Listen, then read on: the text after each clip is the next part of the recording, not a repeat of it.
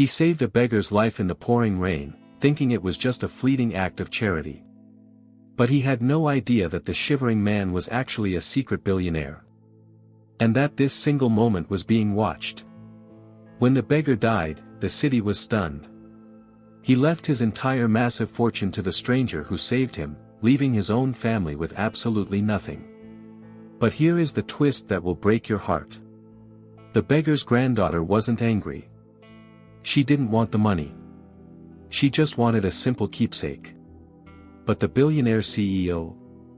He hired her as his assistant just to humiliate her. What happens when the man who has everything realizes he stole from the only woman who ever truly loved him? You are about to witness a story of betrayal, redemption, and a shocking secret clause in the will that changes everything. Get your tissues ready. Because this is not just a story about money. It's a test of the human heart. If you believe that karma always finds a way, hit that like button right now. Let's see if kindness really is the ultimate power. Mason Bennett was a man who measured life in profit margins and stock ticks, not in moments of compassion. He stood on the curb, checking his diamond-encrusted watch, annoyed that his driver was 30 seconds late in this torrential downpour. The city around him was a blur of gray and misery, a stark contrast to the sterile, golden world he inhabited as a ruthlessly efficient CEO. He adjusted his bespoke suit, shielding it from the spray, when a movement caught his eye near the overflowing gutter. It was a pile of rags, or so he thought, until it coughed a wet, rattling sound that spoke of deep, freezing despair. Most people walked past the homeless as if they were invisible, ghosts haunting the concrete, but Mason paused. The man was shivering so violently that his bones seemed to rattle against the pavement, a pitiful sight that somehow pierced Mason's legendary armor of indifference.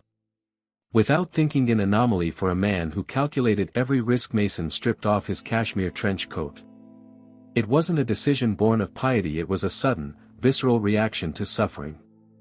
He draped the heavy, warm fabric over the trembling figure, the act feeling strangely heavy with unspoken meaning. "Take it," Mason muttered, his voice rougher than intended, perhaps trying to mask the uncharacteristic softness of the gesture. The beggar looked up, his face obscured by grime and a matted beard, but his eyes were piercingly lucid, holding a spark of intelligence that didn't fit the situation. "Thank you," the man wheezed, clutching the coat like it was a lifeline to a world head lost. Mason felt a flush of embarrassment, feeling almost humiliated by his own kindness in front of the passing crowd. He quickly shoved a wad of cash into the man's frozen hand, eager to sever the connection. This wasn't a scene from a cheesy romance drama where the hero feels instantly gratified. Mason felt exposed. He turned away sharply as his town car finally pulled up, splashing water onto the sidewalk. He didn't look back to see the old man staring after him with an expression of profound sorrow and gratitude. Nor did he notice the figure standing in the alleyway across the street, a silent observer with a notebook, documenting the entire exchange. This observer knew that this wasn't just a random act of charity, it was a kindness test, and Mason had unknowingly just cast the first die. Inside the car, the warmth of the heater couldn't quite chase away the chill Mason felt in his bones. He tried to focus on the merger documents on his tablet, but the image of the old man's eyes kept intruding. It was a nagging feeling, like a glitch in his carefully programmed reality.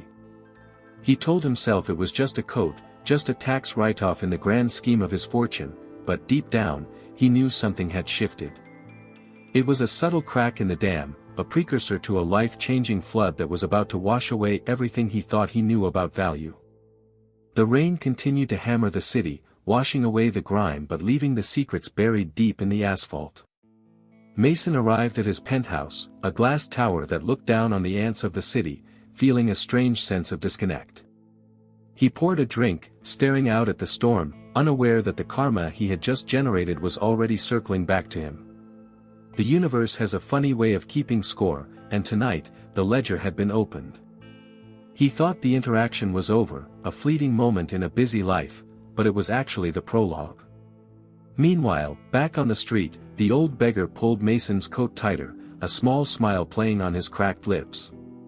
He whispered a name into the darkness, a name that wasn't Mason's, but linked to him by threads of destiny yet to be revealed. The watcher in the shadows closed the notebook and disappeared into the night. The stage was set, the players were positioned, and the shocking truth was ticking like a time bomb, waiting for the right moment to explode and rewrite the fate of everyone involved. Across town, far from the penthouses and luxury cars, Harper Mitchell was fighting a very different battle. Her alarm clocked in at 4 a.m., a brutal reminder that survival doesn't sleep. She worked 3 jobs just to keep the lights on and buy the expensive medication her mother needed. Harper was the definition of the virtuous underdog, a woman whose spirit remained unbroken despite the crushing weight of poverty. She moved through the diner with a grace that belied her exhaustion, pouring coffee for truckers and dreamers, her smile never faltering even when her feet screamed in protest. Harper's life was a masterclass in resilience, a daily grind that would have crushed a lesser soul. She didn't dream of a billionaire will or a rescue. She believed in the dignity of labor and the power of love. Her mother, frail and bedridden, was her anchor. Every tip jar coin was a victory, every extra shift a battle won in the war against destitution. Yet, beneath her cheerful facade, Harper carried a secret burden, a connection to the streets that she kept hidden from everyone, even her closest friends. It was a tie to the past, a ghost she visited on her rare breaks. She would often slip away to the park with a thermos of soup, looking for a specific homeless man, the very same one Mason had saved. To the world, he was just a beggar. To Harper Mitchell, he was something far more complicated. They shared a history written in silence and estranged glances. She would leave the food near his bench, watching from a distance, her heart aching with a mix of love and confusion. Why he chose this life was a mystery she couldn't solve, but her loyalty to him was a form of unconditional love that defied logic. The day Mason met the beggar, Harper had been delayed by a double shift. She arrived at their usual spot to find it empty, save for a puddle reflecting the neon signs. A sense of unease settled in her stomach, a premonition that the precarious balance of her life was about to tip. She didn't know that her grandfather, for that's who the beggar truly was, had finally succumbed to the bitter cold. Wrapped in a stranger's expensive coat, she went home that night with a heavy heart, the city feeling colder and more hostile than ever before. Harper's struggle wasn't just financial, it was emotional. She watched people like Mason Bennett on the news, titans of industry who moved mountains with signature, and wondered if they ever felt the sting of a winter wind. She didn't hate them, but she didn't understand them. Her world was defined by the tangible heat of the stove, the weight of a tray, the softness of her mother's hand. She possessed a fortune of spirit that no bank could quantify, but spirit doesn't pay the rent. As the days turned into a blur of work and worry, the news of mysterious death on the streets began to circulate. Harper felt a cold dread grip her. When the authorities finally contacted her, identifying her as the next akin to a John Doe, her world shattered. The grief was compounded by the confusion of the situation. Why had he died alone? And why was there talk of a lawyer, a will, and a legacy that sounded like a fairy tale gone wrong? Little did she know, her grandfather had orchestrated a final act that would bring her face-to-face with the man who had shown him that last kindness. The threads of fate were pulling tighter. Harper was about to be thrust into a social experiment of epic proportions, one that would test her integrity, challenge her heart, and force her to confront the shocking truth about her family and herself. The waitress and the CEO were on a collision course. The funeral was a quiet affair, paid for by the state, or so Harper Mitchell thought. But the reading of the will was a media circus.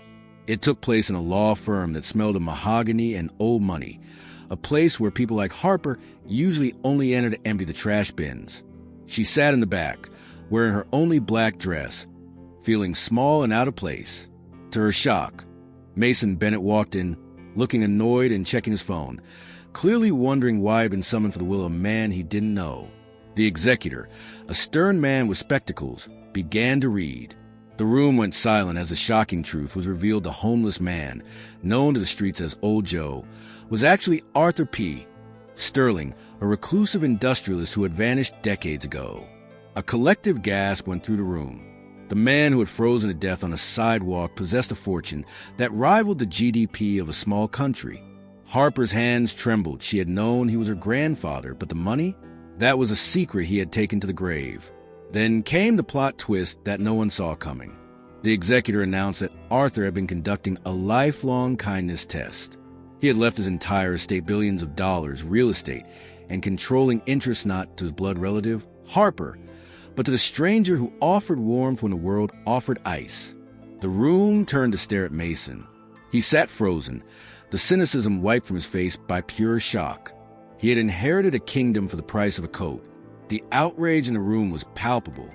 Relatives who hadn't seen Arthur in 30 years screamed about betrayal and divine justice. But the will was ironclad. Harper Mitchell sat silently, tears streaming down her face.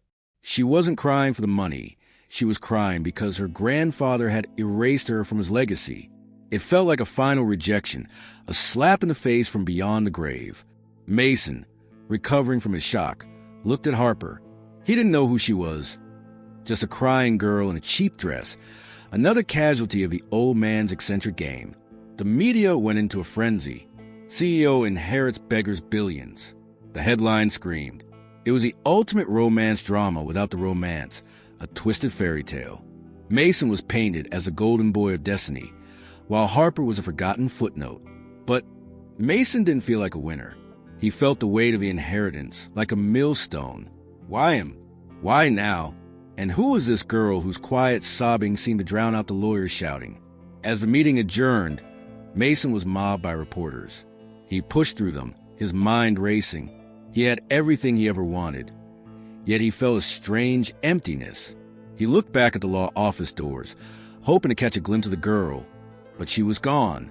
Harper had slipped away, back to her reality of double shifts and medical bills, leaving the billions behind without a fight.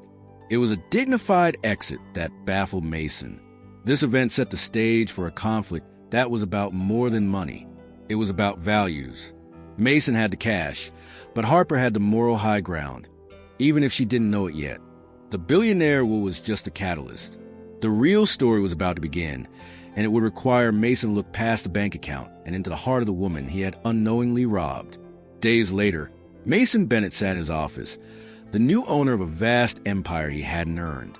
He expected lawsuits, screamers, people clawing for a piece of pie.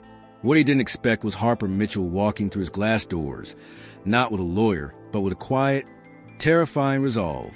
She didn't look like someone coming to claim a fortune. She looked like someone coming to claim a memory. The receptionist tried to stop her, but Mason, curious, waved her in. Harper stood before his massive oak desk, her hands clasped tightly together. "Mr. Bennett," she began, her voice shaking but clear, "I'm not here for the money." Mason laughed, a harsh, cynical bark. "Everyone is here for the money. Honey, it's the way the world works." But Harper didn't flinch. She explained she was Arthur's granddaughter and that she only wanted one thing, a small, battered pocket watch her grandfather always carried. It had no monetary value, but it was the only piece of him she recognized. Mason was stunned. He had expected anger, threats of divine justice, maybe a sob story about her poverty. Instead, he got a humble plea for a piece of junk. It threw him off balance. This was a kindness test in reverse, and he wasn't sure how to play. He leaned back, studying her. She was wearing a worn-out waitress uniform, clearly having come straight from work. She was exhausted, poor, and had just lost billions, yet she stood with a dignity that made him feel small. "You're telling me," Mason said slowly, "that you could challenge this will tie me up in court for years and try to get half the billions. But instead you want a rusted watch?" Harper nodded. The money was his to give. The watch, that holds the memories of who he was before he left us, that belongs to me. It was a moment of heart-touching clarity. Mason saw something in her eyes' unconditional love that was alien to his transactional world. He opened the safe where the estate's personal effects were stored. The watch was there, old and scratched. He held it out, but just as she reached for it, he pulled it back. The cynical CEO took over. "Not so fast," he said, his eyes narrowing. "How do I know this is an ploy? A way to get close, to gather intel for a lawsuit?" He saw the hurt flash across her face, a look of betrayal even though he owed her nothing. Harper lowered her hand. "Because I'm not you," she said softly. The words hung in the air, heavy and accusing. Mason felt a prick of shame, but he buried it. He wasn't going to be played. He needed to keep an eye on her. She was a loose end, a variable he couldn't control. And Mason Bennett controlled everything. "I'll tell you what," Mason said, "a plan forming. You want the watch? You earn it. Come work for me. My assistant just quit. You prove you're not a gold digger, and you get your keepsake." It was a cruel offer, a way to keep her close and humiliated under the guise of opportunity. Harper hesitated, looking at the watch, then at Mason. "Fine," she whispered. "It'll start tomorrow." Harper Mitchell entered the wolves' den the next morning. Mason's office was a hive of high-stress activity, and he made sure Harper was at the bottom of the food chain. He introduced her as his charity case, a label that burned, but she held her head high. He gave her the worst tasks imaginable, sorting thousands of paper clips by color, fetching coffee from a shop 6 blocks away in the rain, scrubbing the break room floor because the janitor was sick. It was a calculated campaign of degradation. Mason watched her from his glass office, expecting her to crack. He wanted her to scream, to quit, to prove that her virtuous underdog act was just a facade. He wanted to confirm his worldview that everyone has a price, and everyone is eventually corrupted. But Harper surprised him. She did every menial task with a quiet, efficient grace. She didn't complain. She didn't gossip. She simply worked, driven by the promise of the watch and the need to pay for her mother's treatment. He escalated the social experiment. He made her stay late on her birthday. He criticized her clothes in front of clients. He treated her with a cold condescension that made the other employees uncomfortable. Is the beggar's granddaughter enjoying the view from the bottom? He sneered one afternoon. Harper just looked at him, her eyes tired but fierce. "The view is fine, Mr. Bennett. It's the company that's lacking." Her resilience began to annoy him. It was unnatural. Why didn't she fight back? Why didn't she hate him? In his world of romance, drama, power plays, submission was a sign of weakness. But in Harper, it felt like strength, a strength he didn't possess. He found himself watching her more often, not with suspicion, but with confused fascination. She was a puzzle he couldn't solve with money. One day, he purposely left a stack of cash on her desk, a trap to see if she would steal. When he returned, the money was organized and placed in a safe, with a note, "You left this out." Careless. Mason felt a flush of shame. He was the one acting like a villain, trying to manufacture a crime where there was none. He was the one failing the kindness test every single day. The office staff, initially wary of the billionaire's rival, began to warm up to her. She remembered their birthdays, asked about their kids, shared her meager lunch. Harper was building a fortune of goodwill right under Mason's nose. She was transforming the toxic culture of his company simply by being herself. And Mason, isolated in his tower, started to feel like the outsider in his own kingdom. He was testing her integrity, but in reality, she was testing his humanity. And as the days turned into weeks, the arrogant CEO began to wonder if he was the one who was truly poor. The shocking truth was creeping up on him. He had all the money in the world, but Harper had something he couldn't buy peace. The atmosphere in Bennett Enterprises began to shift. It wasn't a sudden overhaul, but a gradual thawing radiating from Harper Mitchell's desk. While Mason Bennett remained the Ice King, Harper became the hearth. She started bringing homemade, cookies-cheap ingredients, but made with care for the security guards. She stayed late to help an intern finish a report Mason had unreasonably demanded. Her kindness wasn't a strategy, it was her nature, and it was infectious.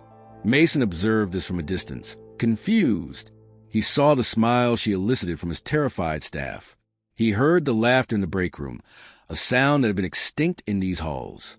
He expected her to poison the well, to turn his employees against the man who stole her inheritance. Instead, she was healing them. Her refusal to be bitter about the billionaire, what was the most baffling thing of all. It chipped away at his cynicism, creating cracks in his carefully constructed worldview. One rainy afternoon, Mason found Harper comforting a crying receptionist whose cat had died. Mason would have usually fired someone for stealing company time with emotions, but he stopped. He listened as Harper spoke about loss, about her grandfather, about how love endures. Her voice was soothing, lacking the sharp edges that defined Mason's life. He felt a pang of something unfamiliar envy. He realized he had no one who would cry for him like that. Here is a moral dilemma for you. If you were Mason, witnessing this genuine warmth from the person you robbed, could you maintain the facade? Mason struggled. He started softening his tone, almost imperceptibly. He stopped giving her the impossible tasks. He even caught himself defending her when a junior exec made a snide comment about her shoes. "She works harder than you do, Johnson." Mason snapped, silencing the room. It was a small victory, but a significant one. Harper noticed. She offered him a tentative smile that afternoon, and for the first time, Mason didn't scowl back. He felt a strange warmth spread through his chest, a feeling that had nothing to do with closing a deal. He was beginning to see her not as a threat, but as a human being who was arguably better than him. The plot twist in his own heart was unfolding. He found himself inventing reasons to be near her desk. He asked her opinion on minor matters, surprising them both. The homeless man's granddaughter was teaching the billionaire how to be a person. It was a slow, painful education, but Mason was finally attending class. However, shadows were gathering. Mason's transformation wasn't going unnoticed. His rivals, and those who preferred the old, ruthless Mason, were watching. They saw Harper as a weakness, a chink in the armor, and in the corporate world, weakness is blood in the water. But for now, in the quiet hum of the office, a fragile bridge was being built between the prince and the pauper. The annual winter solstice gala was a highlight of the social calendar, a parade of diamonds and deceit. Mason required an assistant by his side, and in a move that shocked everyone, he brought Harper Mitchell. He claimed it was work she needed to hold his schedule, but deep down, he wanted her there. He bought her a dress, not out of kindness, but because you can't look like a waitress next to me. Yet, when she stepped out in the emerald gown, she looked regal, eclipsing the socialites with pure, natural beauty. The night started well enough, until an unwanted guest arrived. Elena, Mason's former fiancée and a ruthless business rival, glided over like a shark in silk. She knew exactly who Harper was. Well, Elena purred, her voice dripping with venom. "If it isn't the billion-dollar mistake. Mason, darling, is this the stray you picked up? I heard she was scrubbing floors last week." The room went silent. The elite crowd turned to watch the humiliated girl, waiting for the tears. Mason stiffened. He opened his mouth to retort, but Harper beat him to it. She didn't crumble. She didn't cry. She stepped forward, her head high, channeling every ounce of dignity her grandfather had taught her. "I may scrub floors, Elena," Harper said, her voice carrying across the ballroom. "But dirt washes off. Cruelty? That stains a soul forever. I'd rather have calloused hands from honest work than a heart calloused by greed." The silence that followed was deafening. It was a mic-drop moment of divine justice. The room, usually filled with sycophants, seemed to hold its breath in respect. Elena turned crimson, her mockery shattering against Harper's ironclad integrity. Mason stared at Harper, stunned. He had expected to save her, or for her to flee. Instead, she had saved herself and, in a way, him. She had defined true worth in a room, full of people who only knew the price of things. How would you describe her attitude right now? Courageous? Queenly? It was the moment Mason looked at her and didn't see an assistant or a victim. He saw a partner, a force of nature. The attraction that had been simmering exploded into something terrifyingly real. He realized that all the money in the room couldn't buy the class Harper had in her little finger. He took her arm, not as a boss, but as a protector, and led her away from the staring eyes. "Let's get a drink," he murmured, turning his back on Elena and the stunned crowd.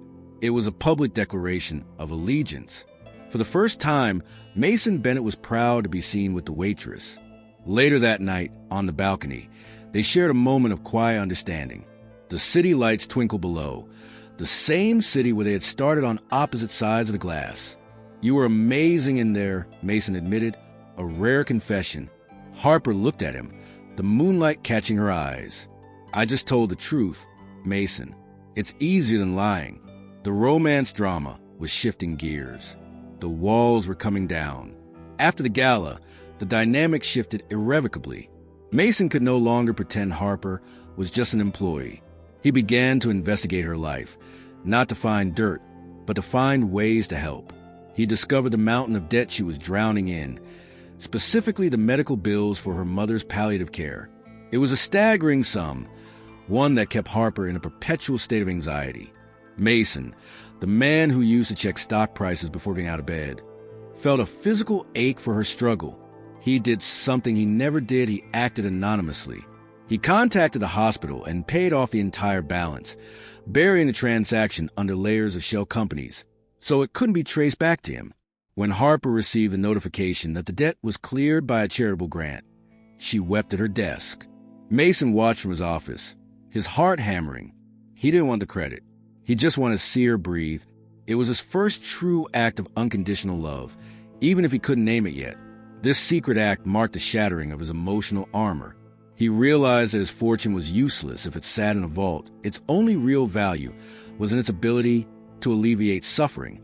He started helping her in other small ways, ensuring fresh lunch was ordered, accidentally giving her paid time off. He was courting her with safety, providing the security she had never known. Mason's cynicism was dissolving. He found himself smiling at her terrible jokes. He found himself caring about her opinion on business deals. He realized that Harper Mitchell was the moral compass he had lost long ago. She was a light in his gray world. He was falling, and he was falling hard. The CEO was becoming a man. One late evening, as they worked side by side, the air crackled with unspoken tension. Mason looked at her, really looked at her, and realized he didn't want to be the billionaire who stole her inheritance anymore. He wanted to be the man who deserved her. Harper, he started, his voice vulnerable. But the word stuck. He was terrified that she would reject him, terrified that he wasn't good enough despite his billions. Harper looked up, sensing the shift. There was a softness in her eyes that gave him hope. It was a fragile, beautiful moment, a moment where the destiny the beggar had foreseen seemed within reach. They were two broken halves moving towards a whole.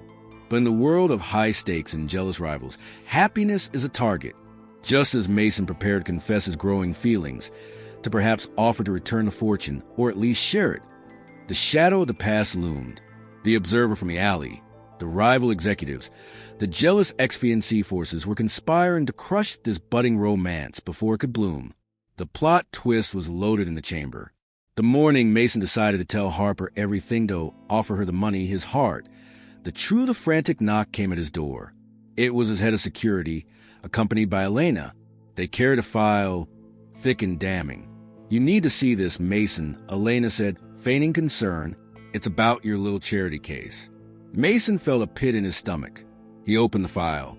Inside were photos, emails, and bank records. They painted a shocking truth: Harper wasn't a victim. The documents proved she was a con artist who had researched the beggar, knew about the billionaire will, and had staged the entire meeting in the rain with actors. It alleged that she was working with a criminal ring to defraud wealthy targets. There was even a forged diary entry in her handwriting detailing how she planned to seduce the CEO to get the money back. Mason felt the blood drain from his face. It was a lie, a masterfully crafted lie, but to a man who had spent his life expecting betrayal, it looked like the truth. The re-engagement hook dug deep. He felt like a fool, a gullible, love-struck idiot who had been played by a pretty face. The pain was immediate and blinding, turning instantly into cold, hard rage. His cynicism rushed back, stronger than ever, a defense mechanism against a heartbreak. He stormed out to her desk, the file in hand. Harper looked up, smiling, about to tell him her mother was better. Mason threw the file onto her desk, the papers scattering like dead leaves. "Get out," he hissed. The office went silent. Harper looked at the papers, confused. "Mason, what is this?" "Don't say my name," he roared. "I see you now. I see your true colors. You're not a saint. Harper, you're a parasite." He didn't give her a chance to explain. He didn't want to hear her lies. He was humiliated by his own vulnerability. He publicly fired her, his voice echoing through the silent floor. "Security, escort Ms. Mitchell out and ensure she takes nothing." It was a brutal, public execution of her character. Harper stood there, tears welling up not of guilt, but of shock. She looked at him, searching for the man who had paid her mother's bills. But he was gone. Only the cold CEO remained. If you were Harper, would you fight back or walk away? It's a moment of absolute despair. She chose dignity. She didn't scream. She didn't beg. She simply nodded, a single tear tracing a path down her cheek. "I loved you," she whispered, so low only he could hear. That was the only real thing here. Then she turned and walked away, leaving her purse, her coat, and her heart on the floor. Mason watched her go, feeling a savage satisfaction that quickly turned to ash in his mouth. He had won. He had protected his fortune. So why did he feel like he had just lost everything? The false defeat was complete. The audience believes love is dead, that the villain has won. But the truth has a way of surfacing, even from the deepest lies. Mason returned to his life of isolation. He was richer than ever, his enemies vanquished, his mistake corrected. He evicted Harper's family from their apartment. The building was owned by one of his subsidiaries, believing he was cutting out the rot. He wanted to hurt her as much as he felt she had hurt him. He sat in his penthouse, surrounded by luxury, drinking expensive scotch that tasted like dust. But the silence of the penthouse was deafening. Without Harper's quiet presence, the world seemed colorless. He tried to work, but the numbers blurred. He tried to date supermodels, but they seemed plastic and vacuous compared to the waitress who scrubbed floors with pride. The redemption he thought he had achieved by firing her felt more like damnation. He was haunted by her final words, "I loved you." They echoed in the empty halls of his life. Meanwhile, Harper was broken. She and her mother were in a shelter, their lives dismantled by Mason's wrath. She refused to fight the lie because she loved him too much to drag him into a public scandal, and she had no resources to battle a billionaire. She accepted her karma, believing perhaps she deserved this for daring to dream above her station. She cried herself to sleep, not for the money, but for the man she knew was hiding behind the monster. Mason's staff walked on eggshells. The office had returned to a cold, sterile morgue. The warmth Harper had brought was gone, replaced by fear. Mason realized that he hadn't just fired an assistant, he had fired the heart of his company. He started making mistakes. He missed meetings. He insulted key investors. He was spiraling, a man possessed by a ghost he had chased away. He tried to justify his actions, reading the file over and over, but doubts began to creep in. The proof was too perfect, the timing too convenient. And then he remembered the look in her eyes, the unconditional love. Could a con artist fake that? Could a liar have that kind of grace under fire? The cracks in his certainty began to widen. He was a King Midas who had turned his world to gold, only to realize he couldn't eat or hold gold. He was starving for something real. He drove past the diner where she used to work, hoping to catch a glimpse, but she was gone, vanished into the belly of the city. He had destroyed her, and in doing so, he had destroyed himself. The plot twist was coming. The universe wasn't done with Mason Bennett. He was about to find something that would shatter his reality once again, proving that the shocking truth he believed was the biggest lie of all. Weeks passed in a haze of misery. One night, unable to sleep, Mason found himself wandering the halls of his mansion. He ended up in a library, where the boxes of Arthur Sterling's personal effects were stored, still unpacked. He kicked a box in frustration, spilling its contents. Old books, photos, and a leather-bound journal tumbled out. Mason knelt to pick them up, and the journal fell open. It was the beggar's secret diary. Mason started reading, initially out of boredom, then with growing horror. The handwriting was shaky but legible. It detailed everything. Arthur's plan to test his family, his decision to live on the streets to find someone worthy, and then entries about Harper. "My dear granddaughter. She visits me. She brings soup. She doesn't know I'm rich. She loves me for me. She is the only pure thing in this world." Mason flipped the pages frantically. He found the entry from the day he saved Arthur. "A young man saved me today. Cynical, arrogant, but there is good in him. I saw it. I will leave him the burden of my wealth. I will leave Harper the burden of nothing. I want to see if they can find each other. I want to see if he can learn from her. It is the ultimate kindness test. The book fell from Mason's hands. There was no con. There was no plot by Harper. She was innocent. She was exactly who she said she was, a virtuous woman who loved her grandfather and who had loved Mason for saving him. The proof in the file was a fabrication, a plant by Elena and his rivals to separate them. Mason felt a crushing wave of guilt that brought him to his knees. He had evicted her. He had humiliated her. He had destroyed the one person who actually loved him. The realization was a physical blow. He wasn't the victim, he was the villain. The shocking truth was that he had failed the test. He had chosen fear over love, money over truth. He ran to his safe, pulling out the investigation file. Looking at it with fresh eyes, he saw the inconsistencies, the forged signatures, the digital alterations. It was a clumsy job, effective only because he wanted to believe it.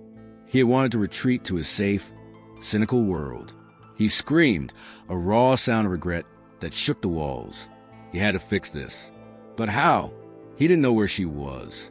He had cast her out into the winter, the same winter that had killed her grandfather. The romance drama had turned into a tragedy of his own making.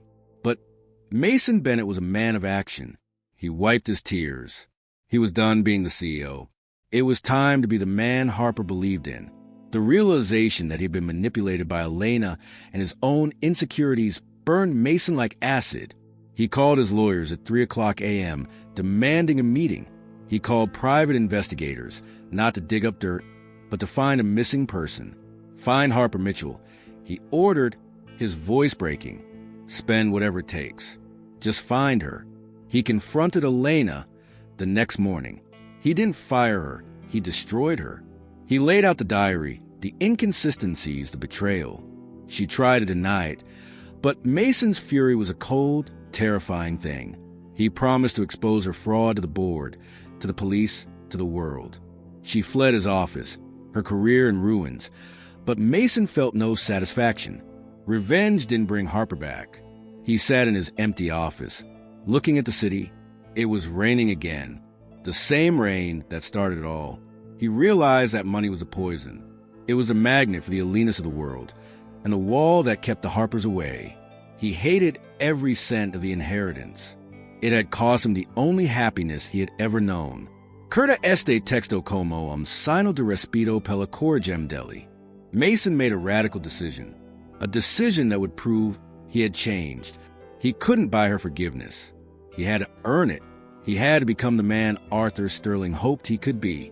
He looked at the billionaire who was sitting on his desk and grabbed a pen. He was going to renounce it. All of it. He didn't want the fortune. He wanted the girl. It was a moment of absolute clarity. He finally understood the value of things. The beggar had been the richest man in the world because he had Harper's love. Mason had been the poorest because he had nothing but money. He spent the next few days in a frantic search, driving through the worst neighborhoods, checking shelters, showing her photo to strangers. He slept in his car. He stopped shaving. He began to look a bit like the homeless man he had saved. He was shedding his skin, stripping away the layers of the CEO to find the human underneath. He finally got a lead. A woman matching Harper's description was working at a soup kitchen in the South District. Mason didn't wait for his driver. He ran. He ran through the rain, his heart pounding, a desperate prayer on his lips. He was coming for her, not as a savior, but as a penitent sinner seeking redemption. Mason arrived at the law firm, disheveled and frantic, shocking the partners. He demanded the papers be drawn up immediately. He was donating the entire inheritance, every stock, every property, every cent of the billion to a charitable trust dedicated to the homeless and medical aid for the poor. He kept nothing for himself. The lawyers thought he had lost his mind. "Sir, this is a fortune. You're giving away power." "Buy my soul back," Mason replied, signing the documents with a steady hand. "And in building a legacy for the man who actually owned this money." He named the foundation the Sterling Mitchell Trust.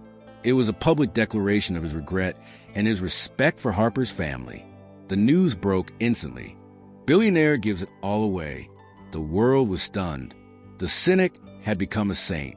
But Mason didn't care about the press. He only cared if Harper would hear about it. He hoped this grand gesture would show her he was serious, that he wasn't the man who fired her. But he knew money or the lack of it was enough. He needed to apologize. He needed to look her in the eye and beg. He left the firm, penniless by his own choice, feeling lighter than he had in years. He had his own savings, sure, but the sterling billions were gone. He was no longer the custodian of a dead man's test. He was just Mason. He got into his car and drove towards the coordinates his investigator had sent. The soup kitchen was a rundown building in a forgotten part of town. The line of hungry people stretched around the block. Mason watched from across the street, fear gripping him. What if she refused to see him? What if he was too late? He saw her through the window, serving stew, her face tired but kind. She was still glowing, even here. She was a fortune. He took a deep breath. He wasn't going in there as a CEO to write a check. He was going in as a man. He loosened his tie, rolled up his sleeves, and stepped out into the rain.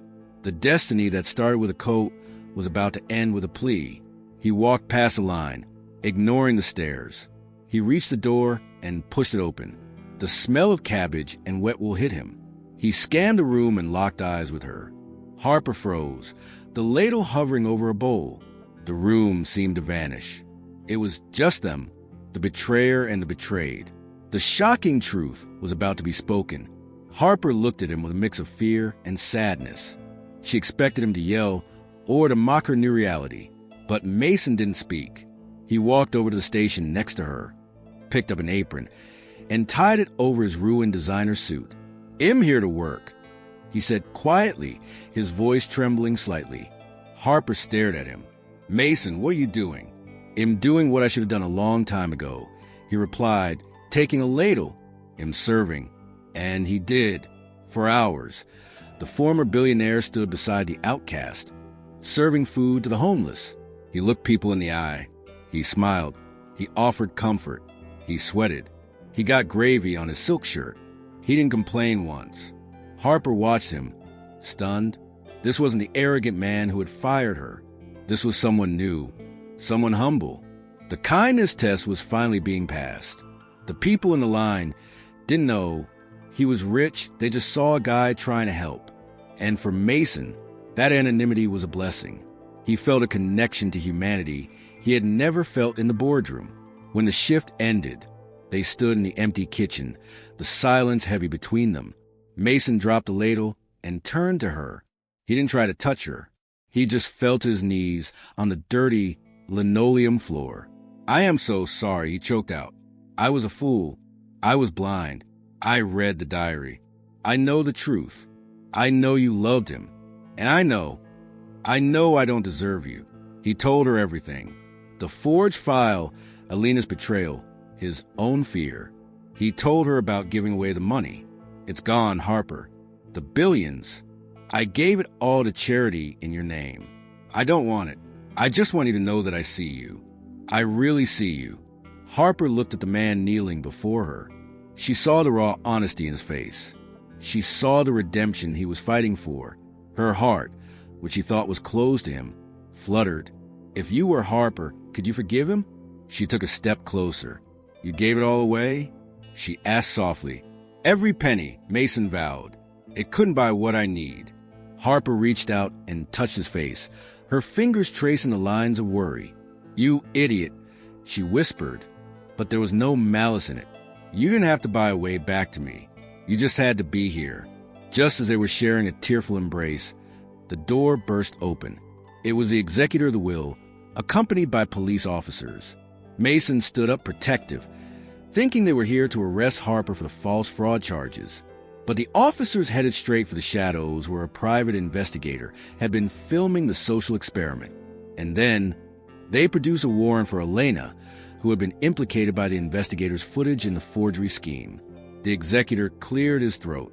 "Mr. Bennett, Ms. Mitchell, it seems we have reached the end of Mr. Sterling's game." He opened a sealed envelope. There was a final clause in the billionaire will, a dead man's switch. It stated that if Mason Bennett ever willingly renounced a fortune for the sake of integrity or love, and if Harper Mitchell forgave her without financial incentive, the true inheritance would be unlocked. Mason and Harper looked at each other, confused. True inheritance? Mason asked. The executor smiled. The billions you donated? That was just the liquid assets. Mr. Sterling hid the bulk of his wealth as gold reserves, his land deeds, his intellectual property in a trust that could only be accessed by a union of a heart of gold and a mind of steel. By giving away, you proved you had the heart. By forgiving him, she proved she had the grace. The shocking truth was revealed: the fortune hadn't been lost, it had been doubled, and it now belonged to both of them, jointly, but only if they agreed to run the foundation together. It was the ultimate divine justice. The rival was exposed and arrested for fraud. The good guys had won, not by fighting, but by yielding. The beggar had manipulated them perfectly. He knew Mason needed to lose the money to understand its value. He knew Harper needed to see Mason's vulnerability to trust him. He had orchestrated a romance drama from beyond the grave to ensure his legacy was in the hands of people who truly understood unconditional love. Mason looked at Harper. "I don't care about the money," he said. "I really don't." Harper smiled, squeezing his hand. "Good, because we're going to give most of this away too. But first, we have a foundation to build." The plot twist wasn't the money, it was the partnership. 1 year later, it was raining again, but this time, the rain felt like a blessing. Mason and Harper stood on the exact street corner where he had given the beggar his coat. The spot was now the entrance to the Sterling shelter, a state-of-the-art facility for the homeless. They weren't just cutting a ribbon, they were serving hot meals side by side. Mason looked different. He wore jeans and a t-shirt, his face relaxed, his smile genuine. He was no longer the cold cell, he was a leader of men. Harper stood beside him, radiant, her hand resting on her baby bump. They had reclaimed the legacy, not for power, but for purpose. The crowd cheered as they opened the doors, but Mason pulled Harper aside. The rain soaked them, but they didn't care. He reached into his pocket and pulled out the old, battered pocket, watched the one she had asked for that first day in his office. He had fixed it. It was ticking again. "You asked for a memento," Mason said, his voice thick with emotion. "But you gave me a life." He dropped to one knee in the puddle, ignoring the mud. "Harper, you are my fortune. You are my legacy. Will you marry me?" Harper laughed through her tears, the sound mixing with the rain. "Yes," she cried. 1,000 times, yes.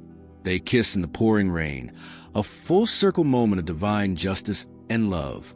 The homeless people they helped clapped and cheered, a chorus of forgotten souls celebrating the couple who saw them. The video ends with a shot of the old beggar's photo in the lobby of the shelter. He seems to be winking. The text on the screen reads, "Kindness is the only currency that matters." They built a foundation for the poor, but they built a life on the shocking truth that love is the ultimate power. The karma had come full circle, and the payout was infinite. Mason and Harper showed us that the heaviest wallet is empty if the heart is poor.